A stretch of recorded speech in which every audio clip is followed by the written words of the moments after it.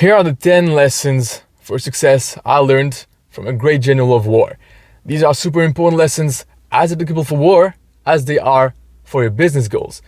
So if you want to crush it and succeed, these will serve you well. By the way, if you're new here, hey, my name is Ivaldi Sako. Welcome to the show. I'm the founder of alreadygrow.com. We are on a mission to make it easy and extremely profitable for experts, business coaches to educate the world.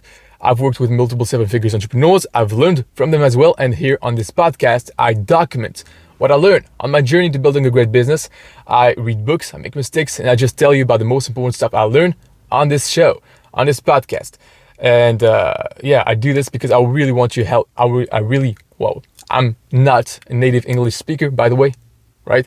I really want to help you become truly free and successful because there's a lot of suffering in life.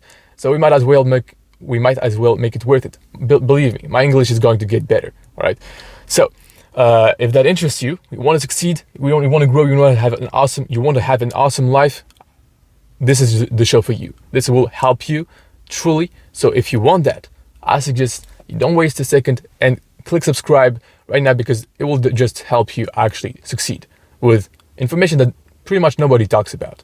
So this week, also, we have a small fee for this show, and it's just like an agreement between the two of us. If you get some value, you share it. If you didn't, you don't share it. But if you do, share it with a friend. It will help him out if it was valuable to you. So, this week, I started reading The Art of War. So, this book, I wanted to read it for a long time. I just didn't had a chance. I forgot, I think. But this week I learned 10 extremely useful things from it that you can really much apply to business. Like when I was reading it, I actually thought of what the author talks about in metaphors for business. It's just insane. If you want to, you can also read it. It's very useful. And these are the things and the notes I took from it. And even if you have already read the book, it will still serve you extremely well because these are things that just I don't think everybody thinks about. Let's get into it. So, first, strategic foundation. Lay a strong foundation in your endeavors to build a successful empire. Just as managing kingdoms requires a well-structured system in business, you must build systems to scale. You can't scale and get to the next level of success without having good foundations, systems that you can run for you. You can't have everything that you need to do right now and grow and have even more things to do because the more you grow, the more things are going to be added on your plate. There's no growing without doing more or better or new things. So if you do one of those things, you have to release some of the other things that you used to do. And for you to keep getting great results, you need to, for example, let's say you're currently having, 10 meetings per week, right? For your business, or making 10 sales per week, whatever. For you to keep doing this and improve on that, you need to keep doing the things that you're doing and do something else, right? So you need to build a system to continually bring in 10 meetings, 10 appointments, 10 sales, and then, the system takes care of this for you. You can now do something else. You can build a team that you can rely on and systems that the team can rely on as well, because the business is basically just the system, right? It's a big system, and in it you can find different smaller systems. Big companies, big corporations. You think Apple is reliant on one person in it? No, even the highest, biggest leverage people in there, they're all replaceable because the system is prepared for that. It's the system runs the business, not the other way around. Of course, the system needs the people to run it, but it's the system that tells the people what to do. So it's always like running by itself. You can't. So if anyone, like if the CEO is missing, they have another system, like the system has prepared for the situation and is prepared for the situation and has another CEO ready to come back in. This is the importance of a system. And for you to grow, you need to have laid the foundations of your business to be able to grow. For life, it's the same. It is the same thing. My English is going to get better, right?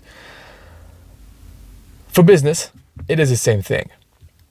For life, forgive me. Your health is the foundation to your business. How is this so?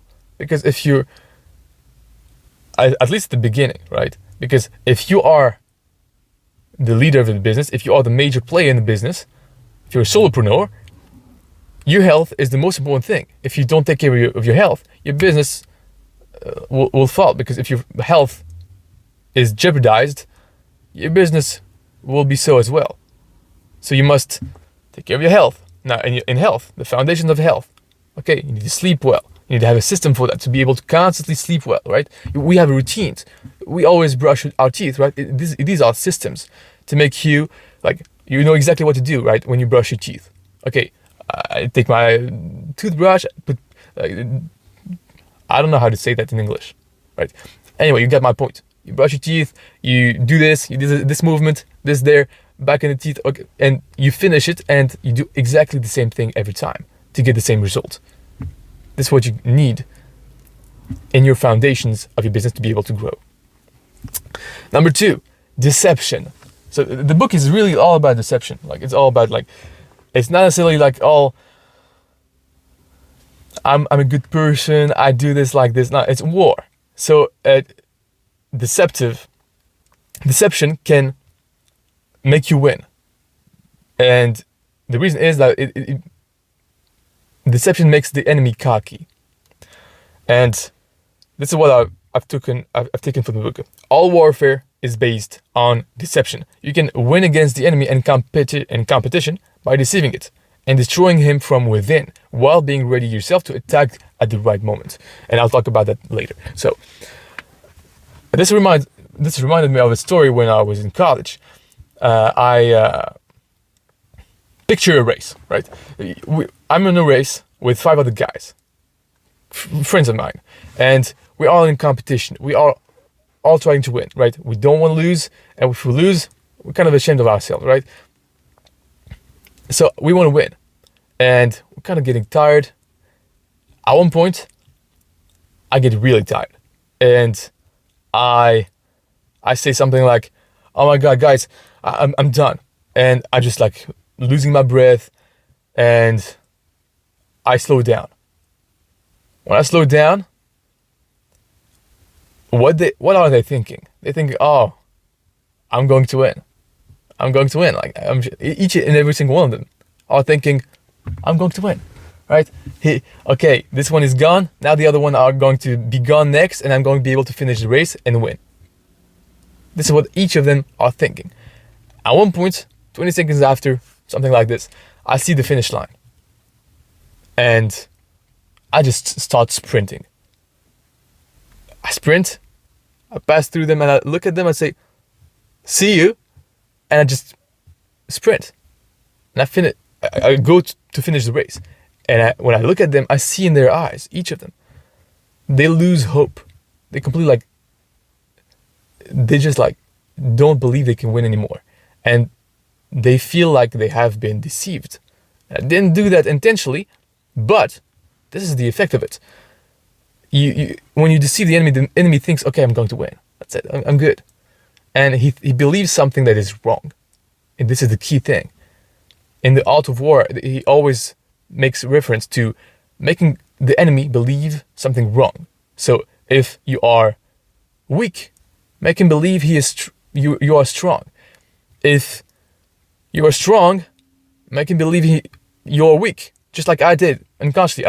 I didn't do that intentionally, but this is what the effect of it was. So I was weak, so they thought, "Oh, I'm going to win." He's weak. They're going to get weak as well. I'm going to win. And I'm sure they all had the energy as well. They all could have, physically, they could have sprinted like me. But they didn't. Especially, maybe I did just I just did it first. And then when I saw them and it saw me like this, they thought I was just joking. And I was acting like I was done, but I had a lot of energy. And so they just lost all hope. They lost all hope because they didn't believe anymore they could win. And so they didn't even try. And I just also continued sprinting and I won. And this is the power of deceiving people. Is it a good thing ethically? I don't know. But hey, if you winning is a better thing for the world than the enemy winning, maybe it is. I don't know. It's up to you to decide. Number 3, use the enemy's resources, not yours. Here's what I wrote down. They bring their equipment with them. He was talking about, first of all, a little context. He was talking about the army and, just people in the army, right? Soldiers. They bring their equipment with them. For the food, they count on the enemy. This way, the army is abundantly supplied. So,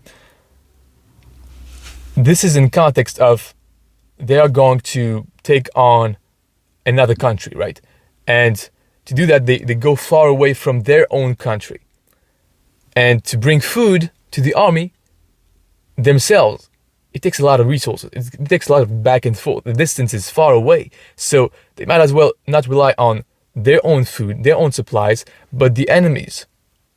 And so if they rely on the enemy, it's much cheaper, it's more efficient, and they have way more resources available because they have multiple enemies, right? They have just their own food for their own country. So, for example, in business, if you rely on your own money, do you think you're going to sustain maybe the level of growth that you want?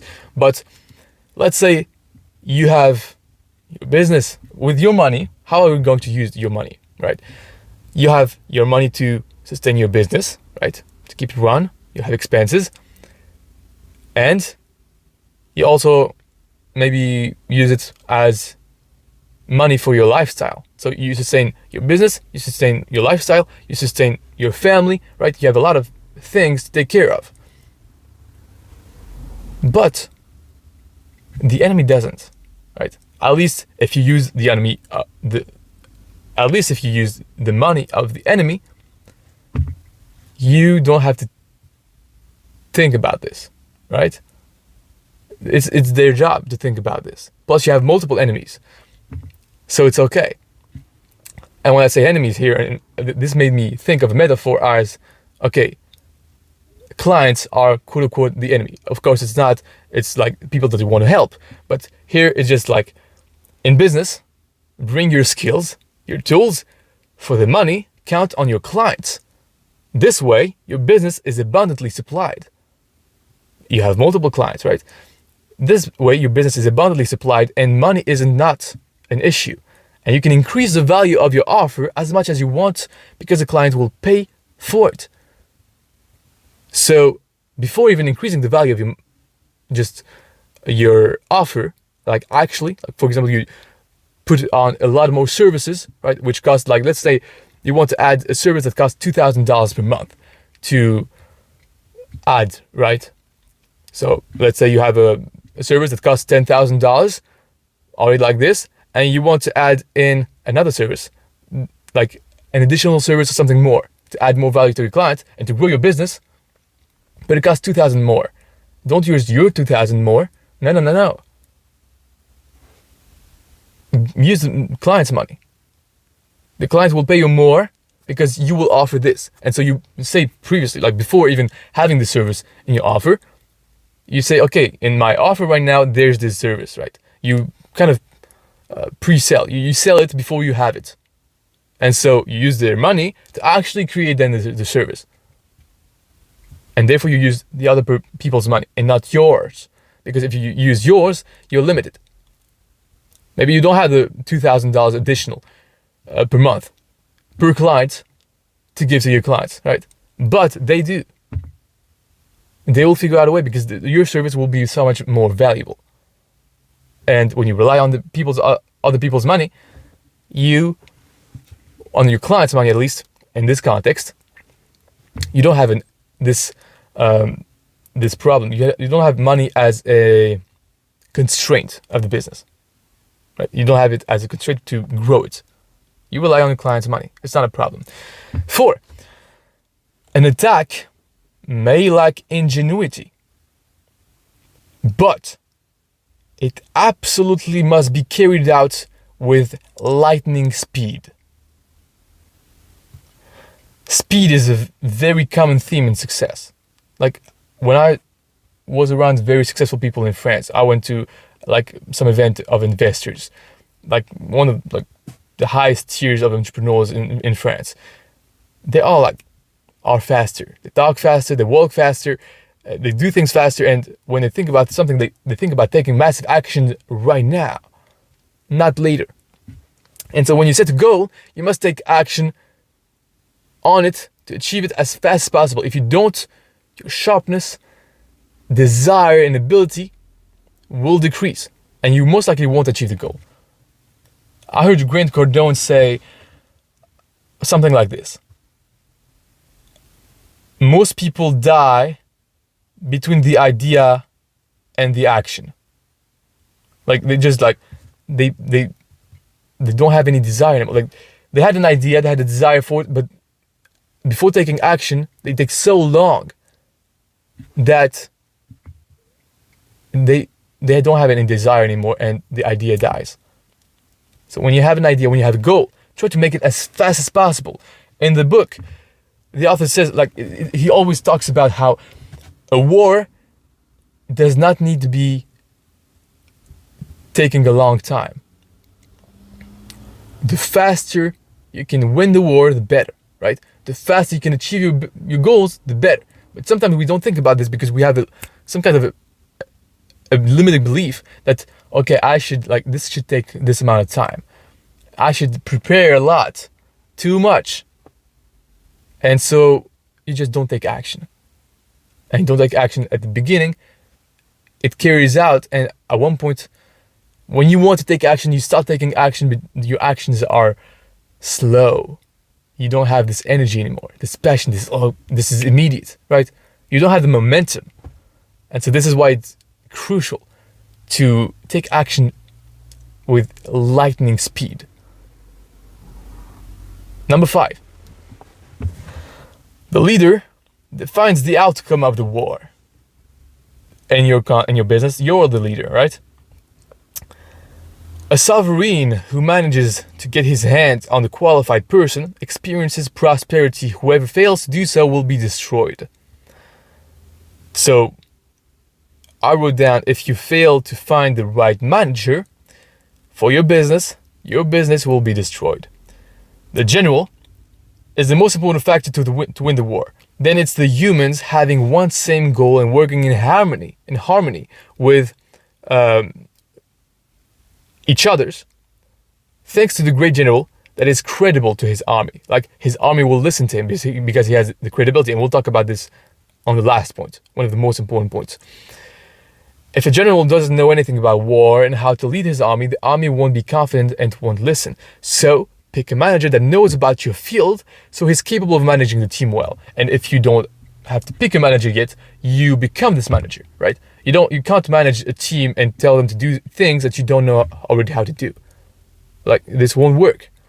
So, and if they see that you don't put in the work, they won't really be feeling like they owe you to work a lot because you don't work a lot for them. The sovereign in the context of a war is the king. And the king has to find the right general to win the war. If he doesn't, he loses the war. Everything depends on the general that leads the war. He knows about this stuff. And he knows even more than the king. So maybe you want to have a manager, make your manager even better than you are. So, and then when he is better than you are, you must not intervene, because it's the worst thing that can happen to a manager, that you just You have more power than your manager, right? But maybe he has more context. He has more knowledge. He's more experienced as a manager in this context. So you should let him make the decisions. Of course, he has the right incentives and everything to do with it. But this is one of the most crucial things. If the leader is not the right one to lead, the objective will not, you won't succeed, basically. So, number 6, patience. And it's a pretty obvious one, but let me tell you about the quote. So, to break the enemy, wait for the right moment and then hit with all your strength, just like a falcon. This is what he said, and basically the falcon waits for the animals that he eats. I don't know what they're called, and he waits for them to be weak. If you are in a competition with someone, wait for them to be weak. In the market, when the market is down, everything is not going well at this point, when people invest at this point and they attack at the right moment, when they had patience before, they waited for the right moment, and then they attack. When they attack at this point, they win. And this is what you got to do, right? Use patience. Number 7, planning and strategic thinking. The greatest victory is that which requires no battle. Let me repeat that. The greatest victory is that which requires no battle. How does it happen? Well, you have thought through the victory so well, you have planned so well, you have strategized so well that you made the enemy lose before even you started attacking, before you even started taking action for you to go achieve. You made the enemy lose. So, in the context of war, true warriors are not always aggressive. They use intellect and strategy to achieve their objectives. The greatest warriors are not warrior-like, are not warlike. And so this has to do with basically like deceiving the enemy, making the enemy thinks he's going to win, divide the enemy, making the enemy like break internally, inside, make them lose before you attack. So when you start attacking, they're already done. They already lost. Maybe they give up even before you attack because they're scared. Or you make them angry. And you have this plan of making them angry and making them lose their like emotional control. They do a stupid decision. They attack at the wrong moment. And boom, you attack them and you win. Think of how this can be useful in your business. So you can plan for all the things that could go wrong toward achieving goals and plan for them to not happen. You just prepare. And when you prepare like this, not too much, still taking action fast, you can win. Like you are sure to win before you even begun. Number 8, clarity. Confusion in the army leads to the enemy's victory. If you don't have clarity of what needs to be done, you will not act. You will procrastinate. You will do things that aren't conducive to the goal. And when a general is confused himself, he will confuse his army, but also when he doesn't exactly know what he's talking about, when he doesn't exactly know the circumstances, he's not a great general, his army will be confused. Your team will be confused if you're not decisive, if you're not confident. You will be confused. You will be confusing your team. And so you won't take action properly. They won't take action properly and you will lose. Because they won't know what to do, they will be uncertain and boom, they lose. Number 9, and believe number 10 is like one of the most important things. At the end also, I'll give you some bonuses that I thought about and learned or relearned this week, which was extremely useful to me. This is like basically all weeks I just have some kind of journal on, okay, what happened during the week? What did I do well? What did I not do well? What do I still have to do, and how I can improve? And these are things on which I can improve and on which anyone can improve. Number 9, knowing your enemies and knowing yourself. You should know that there are 5 cases in which victory is predictable. He who knows when to fight and when not will be victorious. Whoever knows how to use a large army and a small army will be victorious. He whose troops are united around a common goal will be victorious. He who is prudent and waits for an enemy who is not prudent will be victorious. He who has competent generals and free from the interference of the sovereign king will be victorious. Therefore I say, know the enemy and know yourself.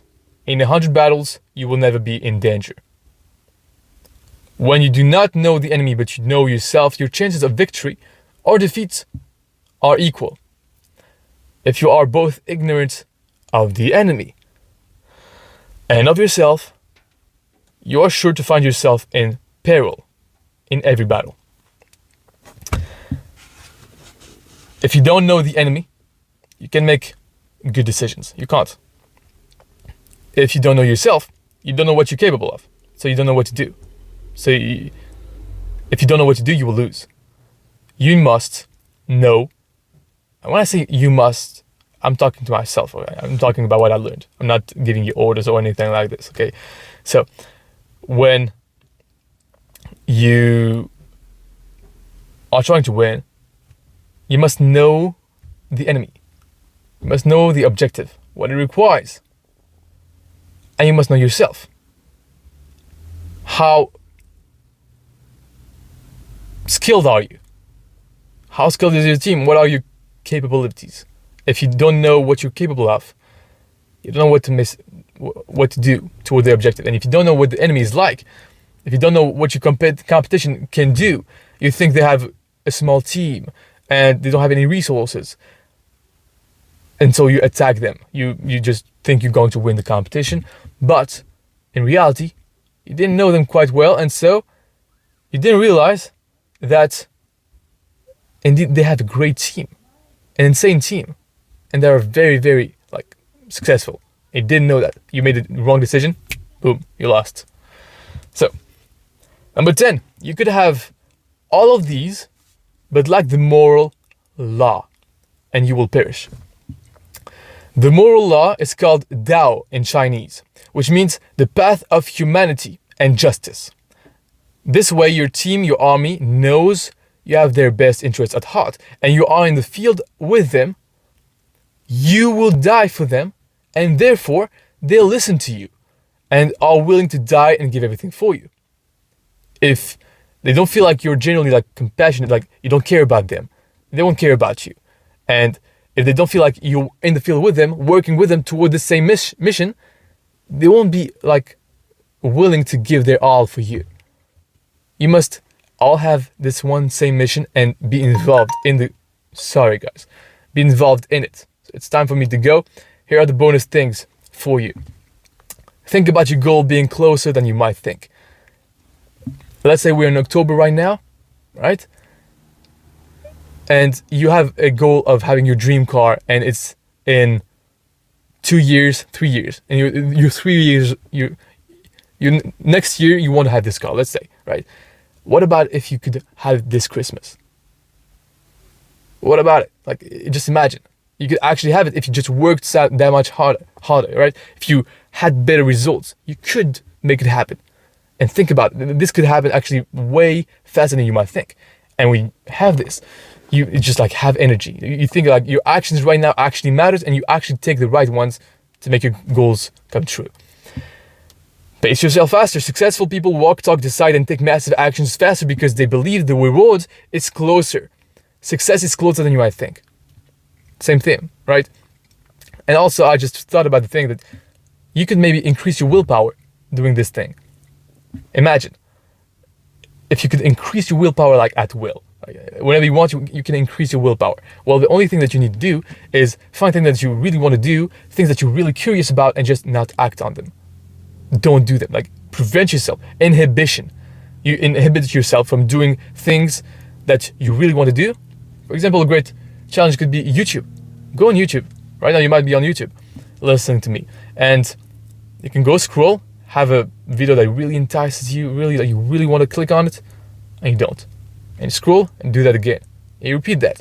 And you repeat this, you strengthen your muscle like this. And when you do that, you have become more, you have more willpower. And so, yeah, this is what I thought about. I thought it was very useful, and I might start doing this. If you like the podcast, like, subscribe, and if you got some value out of this show, share the show, right? Take care, and I'll see you on the